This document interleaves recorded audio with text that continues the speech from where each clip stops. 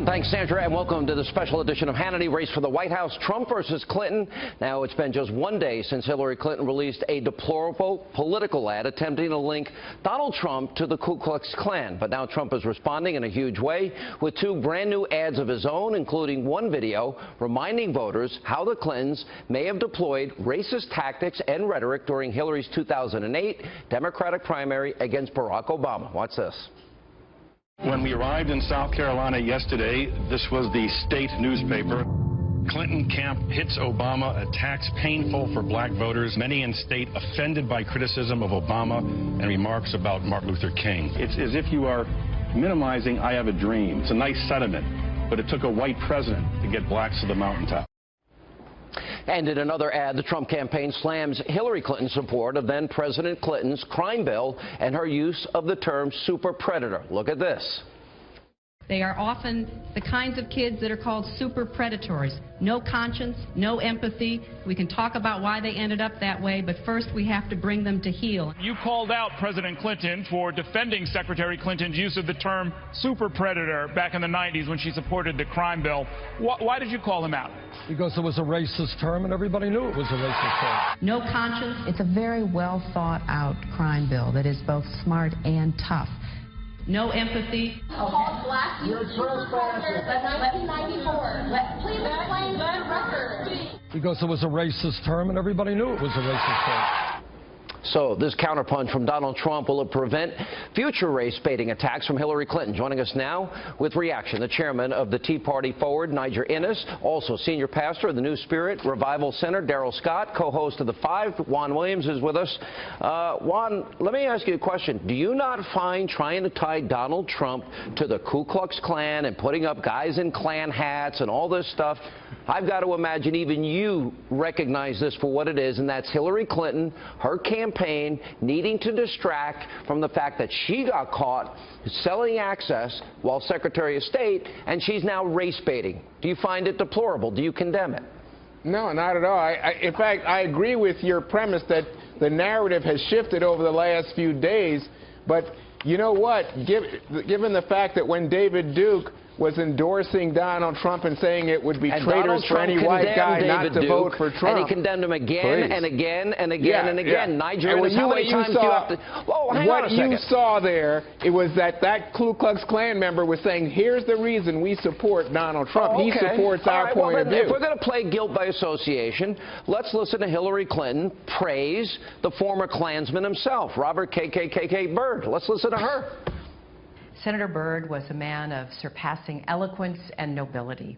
From my first day in the Senate, I sought out his guidance, and he was always generous with his time and his wisdom. I admired his tireless advocacy for his West Virginia constituents. As Secretary of State, I continued to rely on his advice and counsel. Yeah, her mentor, advisor, and counselor. Let's listen to Senator Byrd on with Tony Snow on Fox News Sunday some years ago. There are white. I've seen a lot of white in my time. I'm going to use that word. But we just need to work together to make our country a better country. Now Hillary Clinton is also seeking the advice of this man, a guy who's been in the White House many, many times. You know him very well. Let's play the greatest hits of Al Sharpton. I'm tired of the mac and cheese. You ain't nothing. You a punk. Now come on, do something. We're the best chicken fries in the universe. And we don't go buy some Colonel Sanders chicken. Folks was in the cave when we had built empires. We learned to admire them, but they knew to admire us. We built pyramids before Donald Trump ever knew what architecture was. Yes. You want to be the only on television, the only in the newspaper, the only can talk. Niger Innis, if we're going to play this guilt by association thing, I think that's all fair game, don't you? No question. We know that William Fulbright was Bill Clinton's mentor. And we know that it was alleged that in the Senate dining hall that when then Senator Obama was thinking of running against his wife, he said to Ted Kennedy, you know, a few years ago, that guy would have been serving us coffee. Yeah. So, you know, I deplore when the race card is used anytime, because unlike a lot of folk, you know, that era of racism, real racism within our country that affected black Americans is something that is very painful to me, and it's something that's sacred within our country that we should not be playing around with. But let me give credit where credit is due. Donald Trump is not going to just take crap without it being unanswered. That's and true. I think that's the signal that he wanted to send. But Niger, you and I have been friends for a lot of years, and I had the honor of being at many of the core dinners with you and your dad for years on Martin Luther King Day and celebrating this, and there were people of all races, creeds, colors, backgrounds there. And I got to tell you something. Every 2 to 4 years, we see the same thing. Pastor Scott, let's start with a 1998 Democratic Party radio ad in Missouri. Elect Republicans, black churches are going to burn. Listen to Al Gore. We'll play that, too. He says, Republicans have the wrong agenda for African Americans. They don't even want to count you in the census. Let's play it. It happens every 4 years. When you don't vote, you let another church explode. When you don't vote, you allow another cross to burn. On June 7, 1998, in Texas, my father was killed. He was beaten, chained, and then dragged 3 miles to his death, all because he was black. So when Governor George W. Bush refused to support hate crimes legislation, it was like my father was killed all over again. It's wrong what the leader of the Republican Party and this Congress are doing in blocking an accurate census because they don't want to count everyone that they don't think they can count on. They are in favor of affirmative action if you can dunk the basketball or sink a three-point shot. But they're not in favor of it if you merely have the potential to be a leader in your community and bring people together. Don't tell me we've got a colorblind society. And then he screamed, they don't even want to count you in the census, Pastor. Every 4 years, the Democratic Party plays the race card. True or false, Pastor? That's absolutely true. Pin the racist on the Republican every 4 years. That wouldn't happen to be the same Al Gore whose father opposed the signing of the 1964 That Civil would be Rights the same Bill. guy. That's correct. And the same mentor of Hillary that literally filibustered the Civil Rights Act, the Voting Rights Act. Is that correct, Juan Williams? I believe you're right, Pastor. Yeah. Are you asking me or the pastor?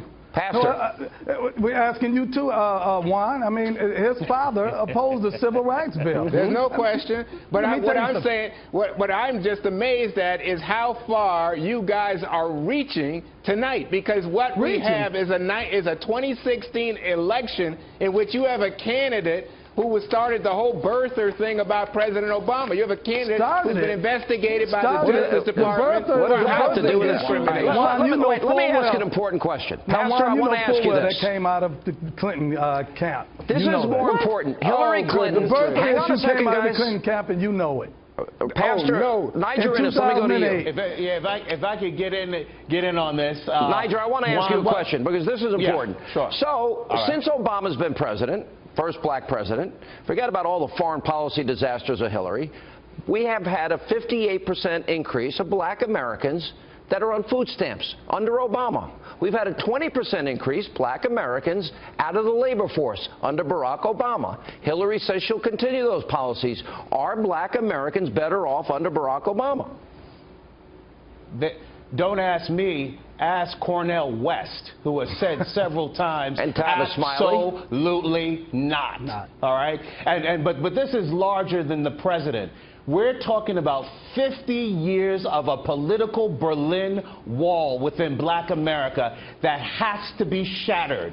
And the fear that the Democratic Party has is that Donald Trump has the attitude and the will, and he will do what it takes to win this election and to break down that wall. Donald Trump's outreach to African Americans is so effective that it brought Hillary out of hiding. I mean, there was a hashtag, where's Hillary?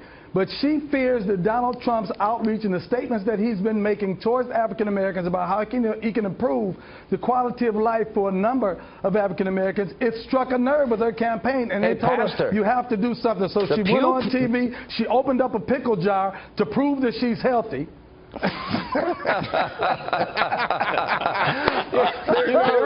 There is a pupil. That's a good one. So now we don't have any more health concerns. They should have gave her John mayonnaise a Miracle Whip and see if she could open that. Now, gentlemen, but you have to admit that when it comes to Donald Trump is the one who called her a bigot. To start this off, he had a pre-buttal, and the reason that he did that is because Donald Trump is calling the Mexicans rapists and thieves. He's saying that black people are responsible for most of the murders You're of white people. mischaracterizing that on purpose. Don't be inaccurate on purpose. You're purposely mischaracterizing it. There have been people, illegal immigrants, that have committed murders, committed rapes. Excuse me. I interviewed these two parents. Let me get in here, Sean. Niger, go ahead. Look, Juan, I've said from the beginning of this campaign, not on a rival network, but on another person's broadcast, that Donald Trump is a political provocateur. He wants to cause a reaction because he wants to win. He shifted. When he said that, he shifted the entire discussion on immigration, which had been going a particular way. He did it with a purpose, and it was mission accomplished. He is in this to win, and that's what folk are scared about more than anything else. Niger, what are you saying about the fact that he's flip-flopping now on immigration? Niger, this is not about us. This is about Trump trying to reach to white people in the Republican base. Right there. Well, listen, here's the thing. If you allow, there are 8 million illegal immigrants in this country that have jobs now. We have 95 million Americans out of the labor force, a 58% increase with black Americans that are on food stamps, 20% increase of black Americans out of the labor force. So if you don't build the wall, disproportionately black Americans have been hurt by illegal immigration, and Donald Trump is saying hire Americans first and stop driving down wages, and in the meantime we'll keep our country safe. What's wrong with that, Juan? It's not flip-flops. This guy's doing somersaults, and apparently you are intentionally blind because you don't want to see it. You don't want to see your guy going down as the polls show him going down, down, and down. You know what I don't want to see? I don't want to see the meanness, the divisiveness, the anger, the vitriol. You're right. I don't want to see the race baiting that Hillary Clinton played this week. It is disgusting. It is low down, dirty, and despicable, and it should be beneath the office of the presidency. But considering it's her, and she's so dishonest, and she lies so often, and she sold out her office, and she got caught, I'm not surprised she did it. Yeah, but if it was Kasich, if you had Rubio, if you had Jeb I'm Bush, sure the Republicans want you to pick their nominee for them, but that's not going to happen, Juan. No. But they all subscribe to the immigration plan that you say, oh, no, that's not a flip-flop by Donald Trump. Donald Trump won your primary on that basis. It's no flip-flop. One thing you have to understand, when Donald Trump calls Hillary a bigot, bigotry does not always manifest as hatred. Bigotry can be manifested with kindness and niceness. And for Hillary Clinton to imply or insinuate consistently that she has to reach down to help African Americans, she considers African Americans to be inferior to her. Let me play number 10 here. African Americans as inferior to her and as needing her help. I want to ask, why is it that Al Gore, why is it that Hillary Clinton, and even I've noticed with Barack Obama, if they speak before a predominantly black audience why does their tone, their pitch, and their cadence shift like this? I don't feel no ways tired. I come too far from where I started from. Nobody told me that the road would be easy. Now let me tell you, I'm aware I may not be the youngest candidate in this race, but I have one big advantage. I've been coloring my hair for years. Is that pandering, Pastor? That seems like it's pandering to me. Pantomimes us, that's insulting. She might as well put on blackface. That's what she might as well do. She pantomimes us, she insults us, she it is insulting. There is something pandering and insulting, Niger, right about that? Well, you forgot the clip of the hot sauce in the purse that she travels around with, as we all know, right? Particularly when she goes to the Hamptons. I am not responsible for what guests say on this show. I've lost all control. All right. Guys, good to see you all. Thank you. Even you, Juan. Love you. Thank you. Sean.